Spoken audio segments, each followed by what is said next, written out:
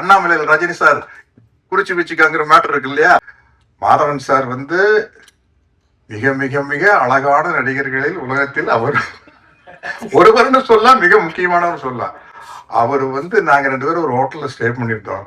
இவர் என்ன பண்ணாரு, கூட மேக்கப் மேன் மற்ற டிபார்ட்மெண்ட் யாரையும் கூப்பிட்டு வந்து இவர் மட்டும் பெல் அடிச்சு கதவை தட்டிக்கிறாரு. திறந்தா ஜிடி நாயக் சார்னுடைய லாஸ்ட் கெட்டப் நிக்கிறாரு. யா யா யா மேடி தமிழ்நாட்டுல உறுதி. அது நாங்க ஷூட்டிங் எடுத்திருக்கையில அன்றைய முதல்வர் திரு ஸ்டாலின் சார் அவர்கள் வந்து அந்த பாலத்தை திறந்து வச்சாரு. பத்திரிகை நண்பர்களுக்கும் ஊடக நண்பர்களுக்கும் என்னுடைய புதற்கண் வணக்கத்தை தெரிவிச்சுக்கிறேன். எனக்கு இந்த படத்தில் நடிக்க ஆரம்பிச்ச அப்போ ஃபர்ஸ்ட் ஏற்பட்டது ஒரு குற்ற உணர்வு தான். ஏண்டா கோயம்புத்தூர்லயே பிறந்து வளர்ந்துக்கிற இவ்வளவு நாள் போய் நீ ஜிடி நாயுடு மியூசியத்தை நீ பார்க்காம இருந்திருக்கிறிய அப்படின்னு ஒரு ஃபீலிங்.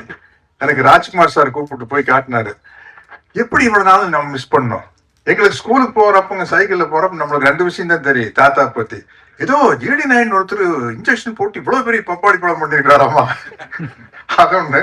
அப்புறம் வந்து ஒரு ரேசர் மோட்டர் ஏதோ ரேஸ் ஆகலாம், அதை வச்சு அதுவே சேவ் பண்ணி விட்டுருமாமா அப்படின்லாம் பேசிக்கோ. ஸ்கூல்ல போற வழியில நம்ம யூஎம்எஸ் பில்டிங் வழியா தான் போவோம். கன்ஸ்ட்ரக்ஷன் ஃபார் டிஸ்ட்ரக்ஷன்ட்டு இவ்வளவு நெருக்கமான பழக்கம் எங்க குடும்பம் அவங்க குடும்பம் ஒரு 4 தலைமுறையா பழக்கம். அது வேற. ஜிடி நாயுடு சார் படமா பண்றாருன்னா நம்ம டைரக்டர் கிருஷ்ணா சார் வந்து சப்ஜெக்ட் சொன்னாரு, அரவிந்த் சார் வந்து சொன்னாரு. ஒவ்வொரு சீரும் நடிக்கும் போது ஏய் நிஜமாவே இப்படி நடந்திருக்குதா அப்படிங்கிற மாதிரி. ஏன் இந்த படம் கமர்ஷியலா பெரிய ஹிட் ஆனா, ஒரு சராசரி கமர்ஷியலான ஒரு சக்சஸ்ஃபுல் படத்துல என்னென்ன எலிமெண்ட் இருக்குமோ அந்த எலிமெண்ட்டை விட இது அதிகமா இருக்குது. ஒரு சேலஞ்ச் இருக்குதா, தொட தட்டுற விஷயம், அண்ணாமலையில் ரஜினி சார் குறிச்சு வச்சுக்காங்கிற மேட்டர் இருக்கு இல்லையா, அதெல்லாம் ரியலாவே நடந்திருக்குது. அப்புறம் ஃபர்ஸ்ட் நான் வந்து ஸ்டண்ட் ஆன விஷயம் வந்து மாதவன் சார் வந்து மிக மிக மிக அழகான நடிகர்களில் உலகத்தில் அவர் ஒருவர்னு சொல்லலாம், மிக முக்கியமானவர் சொல்லலாம். அவர் வந்து நாங்க 2 பேரும் ஒரு ஹோட்டல்ல ஸ்டே பண்ணியிருந்தோம். இவர் என்ன பண்ணாரு, கூட மேக்கப் மேன் மற்ற டிபார்ட்மெண்ட் யாரையும் கூப்பிட்டு வந்து இவர் மட்டும் பெல் அடிச்சு கதவை தட்டிக்கிறாரு. திறந்தா ஜிடி நாயக் சார்னுடைய லாஸ்ட் கெட்டப் நிக்கிறாரு. யா யா யா மேடி என்ன இது அப்படிங்கிற மாதிரி. அது நம்ம மேக்கப் டிபார்ட்மெண்ட்டுக்கும் அதனுடைய பாராட்டுகளை சொல்லணும். அவ்வளவு டெடிகேட்டடா. அப்புறம் அடுத்த நாள் ஷூட்டிங் போகையில நம்மளுக்கு வந்து உள்ளுக்குள்ள ஒரு சேலஞ்சு.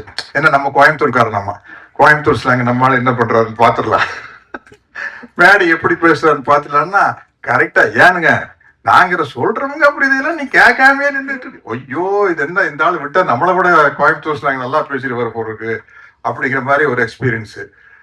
அப்புறம் லைனா சொல்லிட்டு போல அரவிந்த் சார் வந்து இதுக்காக எடுத்துக்கிட்ட மெனக்கெட்ட விஷயம் வந்து பெரிய விஷயம். அரவிந்த் சாருடைய ஒர்க்கு. ஜிடி நாயுடு சாருடைய பெருமையை சொல்லணும்னா தமிழ்நாட்டிலேயே பெரிய பாலத்துக்கு வந்து ஜிடி நாயுடு சார் பெருதை வச்சுக்கிறாங்க கோயம்புத்தூர்ல. தமிழ்நாட்டிலேயே இல்ல சவுத் இந்தியாலயா? தமிழ்நாட்டுல உறுதி. அது நாங்க ஷூட்டிங் எடுத்திருக்கையில அன்றைய முதல்வர் திரு ஸ்டாலின் சார் அவர்கள் வந்து அந்த பாலத்தை திறந்து வச்சாரு. எல்லாம் அவங்க ஃபேமிலி எல்லாம் கூப்பிட்டு போய் பெரிய அளவுல மரியாதை பண்ணாங்க. நீங்க யாரு எப்ப கோயம்புத்தூர் போனாலும் அந்த மியூசியத்தை போய் பார்த்துருங்க. அப்புறம் ஒவ்வொரு படத்துலையும் வந்து அதாவது ஒரு மேல் ஆக்டருக்கு வந்து கெட்டப் போடுறது ஈஸி இல்லையாங்க மேடே. நம்ம தாடி வைக்கலாம், தாடி எடுக்கலாம், விக்கு அப்படி. பட் ஒரு லேடி ஆர்டிஸ்ட், அது எஸ்பெஷலி ஹீரோயினா இருந்துட்டு படத்துக்கு படம் ஒரு வேற மாதிரி கேரக்டர் பண்றது ரொம்ப கஷ்டம். அது துஷாரா விஜயன் சூப்பரா பண்ணிட்டு இருக்காங்க. நான் முதல்ல இருந்து பாக்குறேன். இப்ப அவங்களோட இன்னொரு படம் நடிக்கிறேன். அந்த படத்துக்கு இந்த படத்துக்கு கேரக்டருக்கு சம்பந்தமே இல்லை. நீங்க மேடை நீங்க பாருங்க, ரங்கநாயகி வேற அது வேற. ஆமா ஆமா ஆமா. அப்புறம் இந்த படத்தினுடைய தயாரிப்பாளர்கள் விஜய் முருகன் அவங்க எல்லாம் நம்ம அதாவது பாகுபலி அடிக்கல பிரபாஸ் சொல்லுவாரு, அந்த ப்ரொடியூசருக்கு வந்து வேடிக்கை பட்டிருப்பாங்க. பாருங்க சார் வேற யாரோ படம் எடுக்கிற மாதிரி ஜாலியா வந்து நிக்கிறாங்க சார், எல்லா செலவு அவ்வளவு செலவாயிட்டு இருக்குது. அவர் வந்து அந்த ப்ரொடியூசர் வந்து யாரோ படம் எடுக்கிறாங்கப்பா ரொம்ப செலவு பண்ணிடல அப்படிங்கிற மாதிரி. அதே மாதிரிதான் இவங்க 2 பேரும்.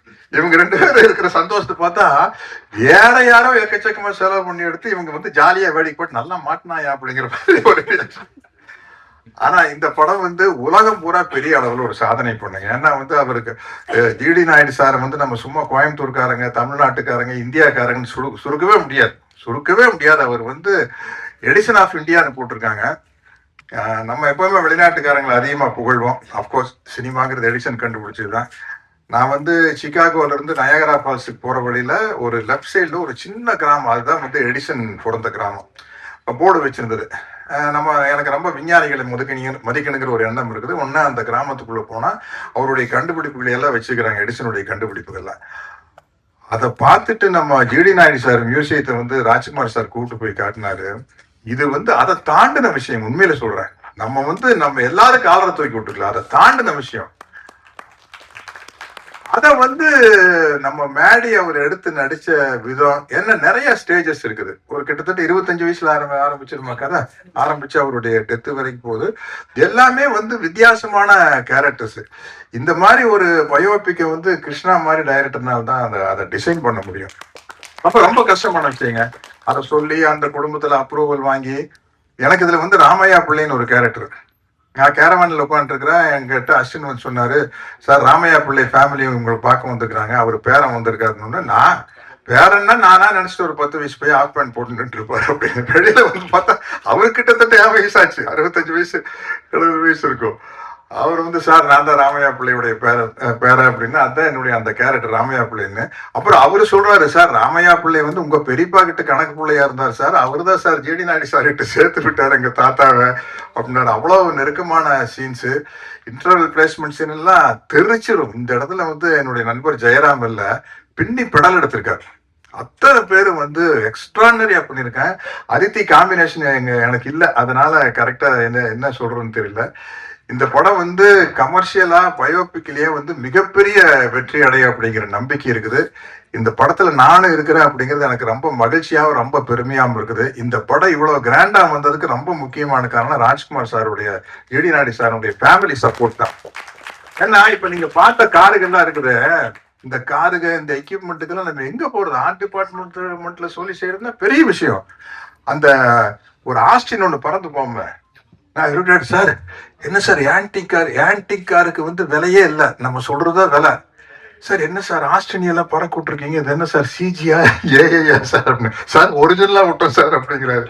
அதே மாதிரி ஜெர்மன்ல அந்த பெரேடு நடக்கும், பெரேடு நடக்குது. அந்த நான் கேட்ட அரவிந்த் சார் கிட்ட, சார் இது என்ன சார் சிஜியா ஏஐ அப்படின்னா, இல்ல சார் புதுசா ஒரு டெக்னிக் வந்திருக்கு, ரந்தரையை சேர்ந்து விட்டு அதுக்கு பேர் ஹைபிரிட் சார் அப்படின்னாரு. இப்படி பல டெக்னிக் வந்து இந்த படத்துல புதுசா எப்படி ஜிடி நாயுடு அவர்கள் வந்து பல புதுமையான விஷயத்தை கொண்டு வந்தாரோ, அது மாதிரி இந்த படம் வந்து பல புதுமையான விஷயங்களை கொண்டு வந்திருக்குது. இந்த படத்தை வந்து உலகமே பார்த்து வியக்க போகுது. அது காரணம் ஜிடி நாயுடு அப்படிங்கிற அவருடைய கேரக்டரும் மேடியினுடைய எக்ஸலன்ட் பெர்ஃபார்மன்ஸ் தான். அவர் லைஃப்ல வந்து இது ஒரு மைல் ஸ்டோன் சொல்லலாம். ராக்கெட்டரி படம் பார்த்தேன், கொஞ்சம் சுயநலமா நம்ம ஊருக்காரர்ல ஜிடி நாயுடு, கோயம்புத்தூர்காரங்க போது கொஞ்சம் எக்ஸ்ட்ராவா 2 போட்டு போடுறதா.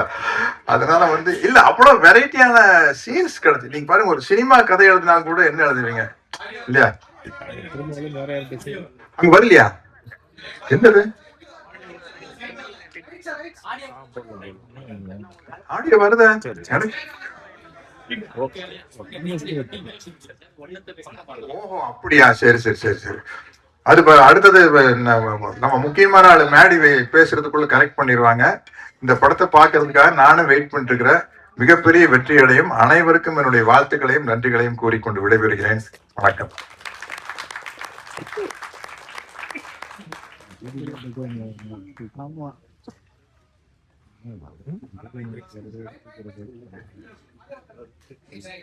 Check.